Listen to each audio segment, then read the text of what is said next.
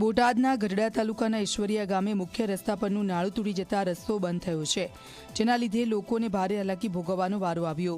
ઈશ્વરિયા ગામથી લાખણકા, અડતાળા, ખોપાડા, અલમપુર અને ગઢડા સહિતના 10 ગામો તેમજ જિલ્લા સેન્ટરે જવાના મુખ્ય માર્ગ પરનું આ નાળું છે, જે ભારે વરસાદમાં ધોવાઈ ગયું। ત્યારે હવે લોકોની માંગ છે કે અહીંયા મજબૂત પુલ બનાવવામાં આવે, કેમ કે દર વર્ષે સ્થાનિકોને મુશ્કેલી ભોગવવી પડે છે। અમારા ગામમાં 16 તારીખે જે ભારે વરસાદ આવેલો, જેના કારણે આ ભાઈ નાળું બાળું જે તૂટી ગયેલું છે, અને એ પહેલા બી 2 વખત તૂટી ગયેલું, કોઈ તંત્રએ કોઈ ધ્યાન લીધેલું નથી। એ સિવાય જે ઇમરજન્સી જ્યાં જવું હોય, દવાખાના કે કઈ ઘટના બની હોય, તો અમારે 20 કિલોમીટર જેટલું અંતર કાપી જવું પડે છે।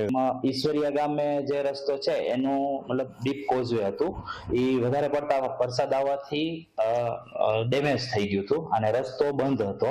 તો અત્યારે ટેમ્પરરી ડાયવર્ઝન કરી અને રસ્તો હાલ ચાલુ છે, અને મતલબ પાઇપ નાખી અને વ્યવસ્થિત કરવાનું કામ બી ચાલુ છે।